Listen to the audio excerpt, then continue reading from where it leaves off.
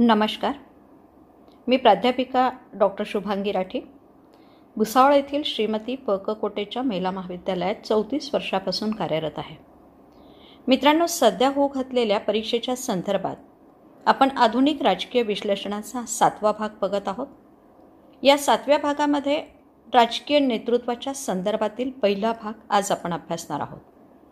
असे 2 भाग राजकीय नेतृत्वावरील आपण अभ्यासणार आहोत, ज्यामध्ये 15 आणि 15 एकूण 30 प्रश्नांचा विचार आपण 2 भागात करणार आहोत. आजच्या या पहिल्या भागामध्ये पहिल्या 15 प्रश्नांचा विचार करणार आहोत. प्रश्न क्रमांक पहिला घ्या. नेतृत्व हे आवश्यक व टिंबटिंब संकल्पना आहे. आता नेतृत्वासाठी आवश्यक आहे आणि टिंबटिंब संकल्पना आहे. पर्याय वाच नेहा.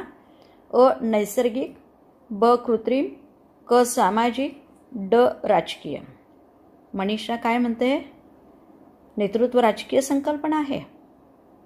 राजकारणामध्ये आल्यानंतर पण मित्रांनो, जोपर्यंत तुमच्यामध्ये ओरिजिनल लिडरशिपच्या क्वालिटीज नाही, वक्तृत्व नाही, नेतृत्व करण्याची शैली नाही, बोलण्याचं धाडस नाही, धैर्य नाही, तर तुम्ही नेते होऊ शकाल का? डायरेक्ट राजकारणात तुम्ही गेल्याने नेते होणार का? नाही ना. म्हणून नैसर्गिक आहे, कृत्रिम, सामाजिक की राजकीय? प्रथमतः तुमच्यामध्ये गुण असावे लागतात, म्हणून आवश्यक आणि नैसर्गिक संकल्पना आहे. कृत्रिमतेने काही वेळेस नेतृत्व स्वीकाराल, पण ते दीर्घकाळ टिकत नाही. समाजामधल्या काही परिस्थितीतनं नेतृत्व निर्माण होतं, पण तेही समाज परिस्थिती असेल तर. पण नेतृत्व हे आवश्यक. पण हे नेतृत्व केव्हा निर्माण होतं? जेव्हा तुमच्यामध्ये नैसर्गिक काही गुण असतात. जन्मताच काही गुण असावे लागतात ना. प्रत्येकाकडे काही नेतृत्व येत नाही. मग नेतृत्वासाठी नैसर्गिक ही संकल्पना आहे, हे लक्षात ठेवायचं. प्रश्न क्रमांक 2 बघा. खालील नेतृत्वाशी संबंधित विधान आहे ना, नेतृत्वाशी संबंधित विधान काळजीपूर्वक वाचायचं आहे. पहिला पॉईंट बघा, नेतृत्व ही संकल्पना नवीन आहे. दुसरा काय दिलाय? नेत्याचे नैतिक चारित्र्य चांगले असावयास हवे असे नाही. तिसरा आहे, जनतेची भावना समजण्याची क्षमता नेत्यात असावयास हवी. चौथा आहे, नेतृत्व अनुयायांशिवाय अपूर्ण असते. बरोबर म्हणतोय. ओके, तू खालून नको, आता वरून या बेटा, आहे ना. आता प्रवीण सांग, नेतृत्व ही संकल्पना नवीन आहे का? आता अलीकडच्याच काळात निर्माण झाली की खूप पूर्वीपासून नेतृत्व आहे ना. प्राचीन काळात सुद्धा नेतृत्वाची संकल्पना आहे. म्हणजे हे विधान चूक आहे की बरोबर आहे? हे विधान चुकीचं आहे म्हणतं. ओके. नेत्याचे चारित्र्य चांगले असावयाला हवे असे नाही. नाही पटत? प्रवीण म्हणतो नाही, नेता चांगलाच असला पाहिजे. नेत्याचं चारित्र्य म्हणजे हे विधान सुद्धा चुकीचं आहे असं म्हणणं आहे. बरं, मग हे विधान चुकीचं आहे. तिसरा मुद्दा बघा, जनतेची भावना समजण्याची क्षमता नेत्यात असावयास हवी. उद्या तुम्ही जर नेते झाले तर जनतेची भावना तुम्ही समजून घेणार ना. ही तुमच्यात नेत्रा आहे ना, क्षमता असली पाहिजे बेटा. जोपर्यंत तुमच्या क्षमता नाही ना, तोपर्यंत नेतृत्व जास्त काळ टिकत नाही. तुम्हाला नेतृत्व कोणी देणारच नाही. म्हणून जनतेची भावना समजण्याची क्षमता ज्या व्यक्तीमध्ये आहे तोच आहे ना, ती नेत्यामध्ये असणं अत्यंत आवश्यक आहे. म्हणजे हा मुद्दा एकदम बरोबर. ओके. त्यानंतर बघा चौथा, नेतृत्व अनुयायांशिवाय अपूर्ण असते. प्रदीप, नेतृत्व अनुयायांशिवाय अपूर्ण असते, बरोबर आहे? कारण अनुयायीच नाही, तुम्हाला नेता कोण म्हणणार? म्हणून नेता आहे तर अनुयायी त्याच्या जोडीला पाहिजेच, तरच तुमचं कोणीतरी फॉलोअप घेणार असेल ना, तुम्हाला स्वीकारणार असेल. म्हणून ही पण कन्सेप्ट बरोबर आहे. मग आता योग्य पर्याय निवडा. काय म्हणते? ओके, नेहा म्हणते की मॅडम लगेच 3 आणि 4 ब पर्याय निवडा. निवडून ना स्नेहा? ओके, स्नेहा नेहा सगळ्या एकसारख्या आहेत. ओके, म्हणजे इथे 2चं उत्तर काय आलं? ब आहे ना. नेतृत्व ही नवीन संकल्पना नसल्यामुळे चुकीचं आहे बेटा. इथं नवीन आहे ना, हे नवीन नाही आहे, ही खूप जुनी संकल्पना आहे. आणि नेत्याचं चारित्र्याचं चांगलं असायला पाहिजे, तर सर्व मान्य आहे. ओके. प्रश्न क्रमांक 3 बघा. लोकशाही व्यवस्थेत राजकीय नेतृत्व आपला प्रभाव वाढवण्यासाठी खालीलपैकी कोणत्या बाबींचा विशेषत्वाने आधार घेतात? कोणत्या व्यवस्थेत आहे हे लक्षात घ्या. लोकशाही व्यवस्था आहे, राजकीय नेतृत्व आहे ना, त्याला प्रभाव वाढवायचा आहे. आता उदाहरणार्थ तुम्ही उद्या लोकशाहीमध्ये राजकीय नेतृत्व स्वीकारणार आहे. प्रदीप, ओके. प्रदीप नाही म्हणतो मला राजकीय नेतृत्व नको. बरं, आता महिलांकडे देऊया आपण राजकीय नेतृत्व आहे ना, 50% नेतृत्व. ओके, कोणाला द्यायचं मग? पूजाला. ओके. आता इथे बघ पूजा, तुझं नेतृत्व तुला वाढवायचं आहे लोकशाहीमध्ये आहे ना, तुझा प्रभाव तुला लोकांवर पाडायचा आहे, तुला निवडून यायचं आहे. तू कशाचा आधार घेशील? तुझ्याकडे असलेल्या संपत्तीचा का? नाही, म्हणजे हे नाही. मग तुझ्याकडे काही विचारसरणी असेल, त्या विचारांचा आधार घेऊन तू लोकांना सांगशील की नाही आपल्याला असं काम करायचं आहे, हो ना? ओके, म्हणजे ही विचारसरणी आहे. जातीयतेचा आधार घेणार नाही म्हणते. लोकशाहीमध्ये जातीयतेचा आधार जास्त काय चालणार नाही, बाकीचे लोक तुटतील म्हणे. ओके, शक्ती चालेल नाही. शक्ती नाही, इथे युक्ती चालू शकते, म्हणजे विचारसरणी चालू शकते. म्हणून पर्याय कोणता निवडणार पूजा? बरोबर, विचारसरणी. म्हणजे लोकशाही राजकीय व्यवस्थेत राजकीय नेतृत्व आपला प्रभाव वाढवण्यासाठी विचारसरणी आहे ना, याचा विशेषत्वाने आधार घेणार. विशेषत्वाने बेटा, बाकीचे आधार असतात. काही वेळेस आपण संपत्ती, जातीयतेचा, शक्तीचा सगळा उपयोग करतो. बरोबर आहे ना? कॉस्ट आहे ना, बरोबर आहे. प्रश्न क्रमांक 4 बघा. नेतृत्वाच्या अंगी कोणत्या गुणांची आवश्यकता असते? नेतृत्वाच्या अंगी बरोबर आहे कल्पेश. तुझ्या अंगी आता कोणते गुण असले म्हणजे तुला नेतृत्व मिळणार आहे? तुझ्याकडे कोणते गुण असलं पाहिजे? उत्तम चारित्र्य, उद्या नेता झाला तर पाहिजे ना? हो. मग शब्द सामर्थ्य लागणार आहे म्हणतो कल्पेश, पण म्हणतो निलेश पण म्हणतो. जनतेची भावना समजण्याची क्षमता प्रितेश, हो, जनतेची भावना समजण्याची क्षमता लागेल. आणि निडरता, न घाबरणारा पाहिजे की डरपोक पाहिजे? नाही ना, निडर म्हणजे ज्याला घाबरत नाही तो, अगदी बिनधास्त, हे पण पाहिजे. मग कोणतं उत्तर लिहू? चारित्र्य पाहिजे. मग ड लिहायचं ना? ओके, वरील सर्व पर्याय क्रमांक ड. 4चं उत्तर काय येणार मग? ड. ओके. प्रश्न क्रमांक 5 बघा. स्वतःच्या टिंबटिंब आदी बाबींवर नियंत्रण ठेवणारा नेता हा यशस्वीपणे नेतृत्व करू शकतो. रमेश लक्षात घे, स्वतःच्या कोणत्या बाबींवर नियंत्रण ठेवणारा नेता हा यशस्वीपणे नेतृत्व करू शकतो? आता रमेश, तुमच्याकडे नेतृत्व असं समजा, कोणत्या गोष्टीवर तुम्ही नियंत्रण ठेवलं म्हणजे तुम्ही एक यशस्वी सक्सेसफुल लिडरशिप तुमची राहू शकेल. हां, तुमच्यामध्ये प्रेम पाहिजे, बरोबर आहे म्हणता. सत्ता, पण सत्ता आली की मग नेतृत्व आहे ना, म्हणून याच्यावर प्रेम आदी बाबीवर नियंत्रण ठेवायची गरज नसते.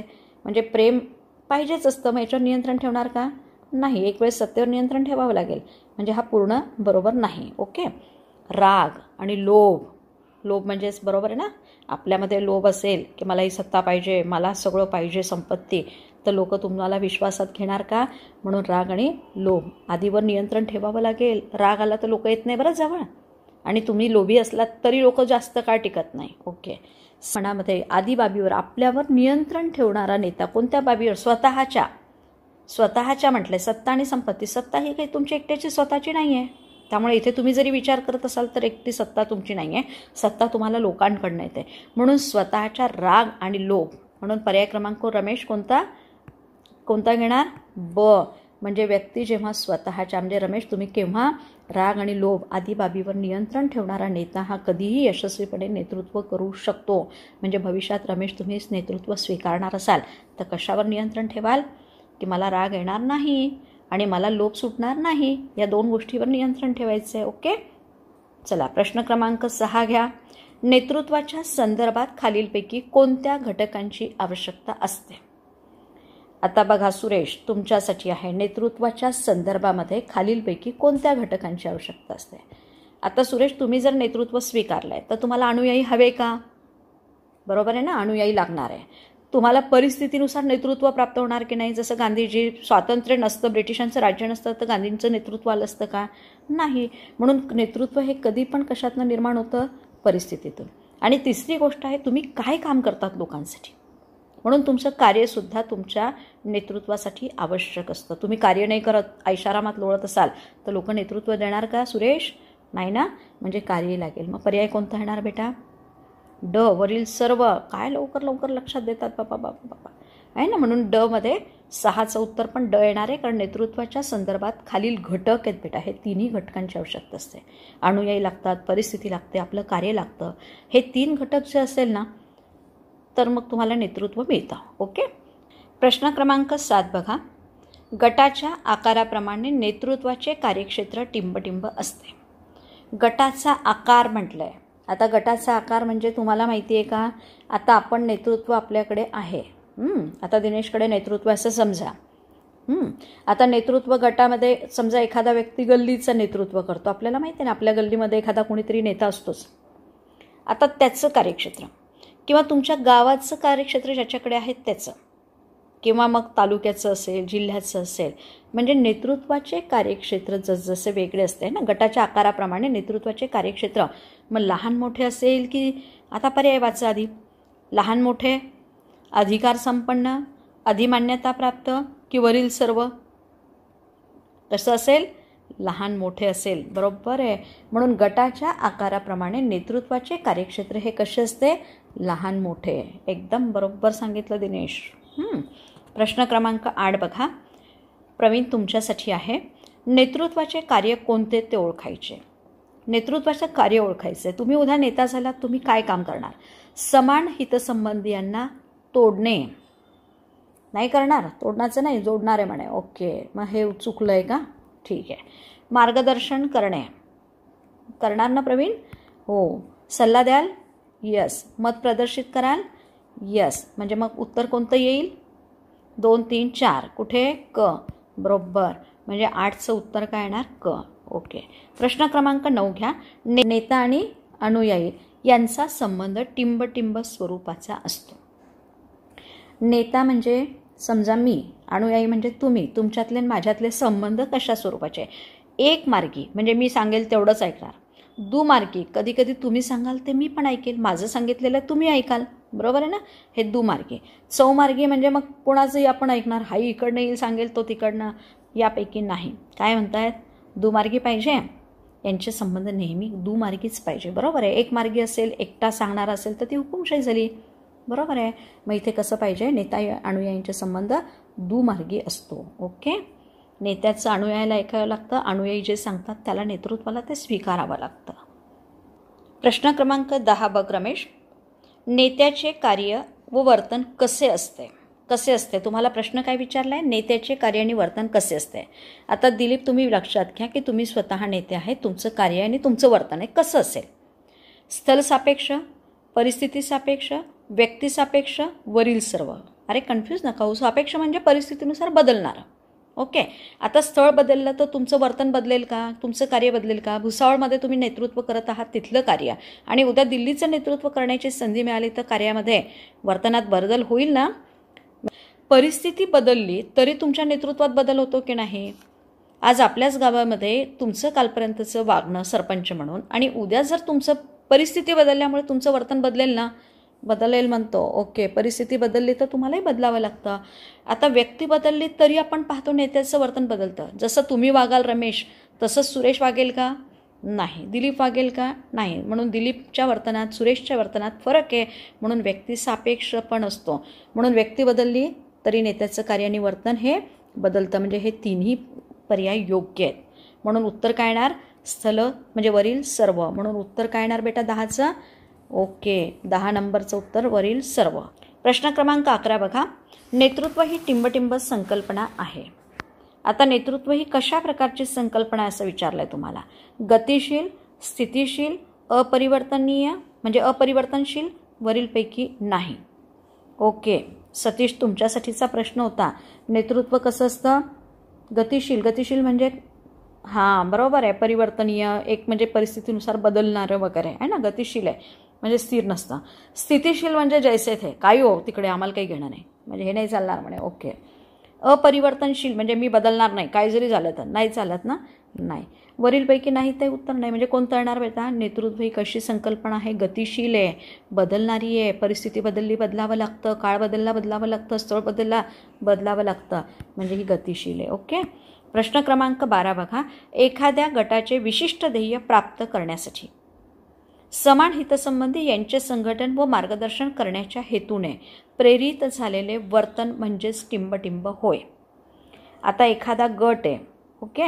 आता शिला, एखाद्या गटाचे विशिष्ट ध्येय तुम्हाला प्राप्त करायचे, मग समान हितसंबंधी यांचं तुम्ही संघटन करतायत, म्हणजे जे एका विचाराचे आहेत ते एकत्र येत आहेत, त्यांना मार्गदर्शन करण्याच्या हेतूने तुम्ही प्रेरित झालेले आहेत. म्हणजे तुम्ही त्यांना मार्ग दाखवतायत, असं आहे, असं करायचं आहे, आपलं ध्येय हे असलं पाहिजे, आणि लोकांना तुम्ही संघटित करतायत. आणि आपण ज्याप्रमाणे बोलतो त्याप्रमाणे प्रेरित करून त्यांचं वर्तन आहे ना, प्रेरित करून प्रेरित झालेले वर्तन म्हणजेच काय? मग पहिल्यांदा पर्याय वाचा बेटा.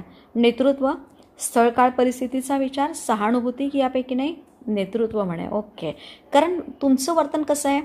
एखाद्या विशिष्ट गटाचं ध्येय तुम्हाला प्राप्त करण्यासाठी समान लोक आहेत त्यांना तुम्ही एकत्र आणता. तुम्ही त्यांना मार्गदर्शन करण्याच्या हेतूने प्रेरित झालेलं त्यांचं वर्तन आहे. म्हणजे तुम्ही कोण आहात? नेते, नेतृत्व. ओके. प्रश्न क्रमांक 13 बघा. राजकीय नेतृत्वाचे प्रकार ओळखा. 1 मध्ये प्रत्यक्ष नेतृत्व म्हणजे जे लोकांशी प्रत्यक्ष संपर्क साधून त्यांच्यातनं तयार झालेलं नेतृत्व. बरोबर आहे म्हणतो. ओके. अप्रत्यक्ष नेतृत्व म्हणजे डायरेक्ट लोकांशी कम्युनिकेट नाही होत पण त्यांच्याकडे नेतृत्व येतं. हे पण मान्य आहे म्हणतो. ओके. म्हणजे प्रत्यक्ष अप्रत्यक्ष नेतृत्व असतं नाही का रमेश? ओके. विधिनिहित निहित नेतृत्व. विधिनिहित म्हणजे कायद्याने काही व्यक्तींना अधिकार प्राप्त होतात. विधिनिहित म्हणजे कायद्याने अधिकार प्राप्त झालेला व्यक्ती नेतृत्व स्वीकारतो. हे पण मान्य आहे कारण कायद्याने काही व्यक्तींना पंतप्रधान पद मिळालं नाही वाटली तुम्हाला नेता तरी पण स्वीकारावं लागतं. बरोबर आहे. ओके.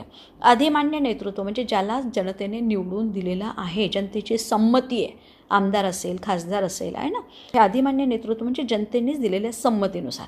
म्हणून हे 4ही प्रकार आहे. म्हणून पर्याय ड एकदम बरोबर शिला.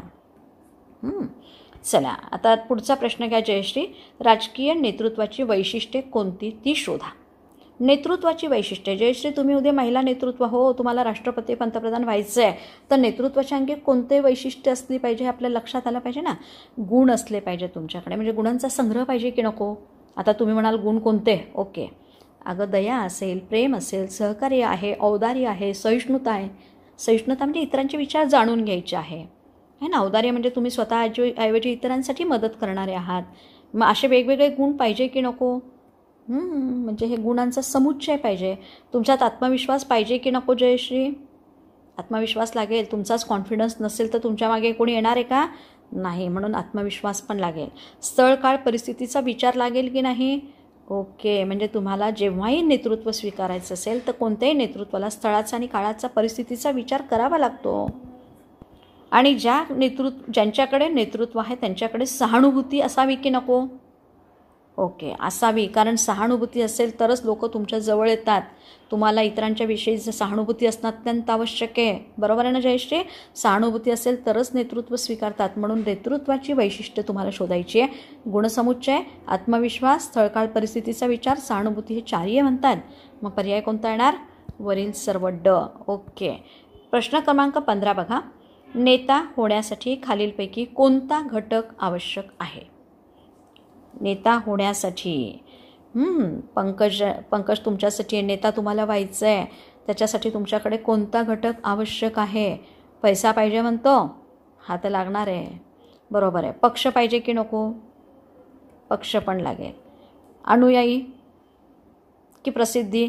अनुयायी पण लागतील, प्रसिद्धी पण लागतील, सगळे. पण नेता होण्यासाठी खालीलपैकी कोणता घटक आवश्यक आहे? आवश्यक ज्याच्याशिवाय तुम्ही नेता नाही. तुमच्याकडे नुसते पैसे, आता पैशावाले खूप लोक पडले पण ते नेते आहेत का? तुम्ही पक्ष स्थापन केला उद्या आणि तुमच्याकडे लोकच नाही, अनुयायी नाही तर होणार का? तुमच्याकडे खूप प्रसिद्धी आहेत, रोज पेपरला तुमच्या बातम्या येतात, काही उपयोग नाही आहे. सगळ्यात महत्त्वाची आवश्यक बाब काय आहे? तुमच्याकडे अनुयायी असणं अत्यंत आवश्यक आहे.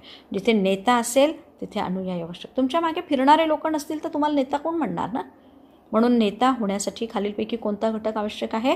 अनुयायी. ओके. अशा प्रकारे मित्रांनो आधुनिक राजकीय विश्लेषणाच्या या 7व्या भागात राजकीय नेतृत्वाची म्हणजे गतिशीलता किंवा राजकीय नेतृत्व कसे निर्माण होते, त्याची वैशिष्ट्ये कोणती, त्यांच्यात असलेले गुणधर्म कोणते आहेत, या वेगवेगळ्या भागांचा विचार आपण या बहुपर्यायी प्रश्नातून केलेला आहे.